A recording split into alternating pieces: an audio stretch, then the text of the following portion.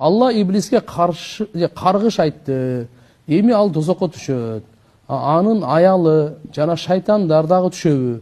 Иблистин айынан шайтандар дагы түшсө, боорум кетет.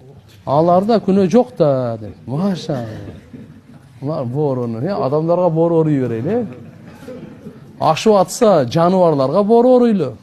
Мына шайтандарга. Ошол мына иблис бар го, иблис.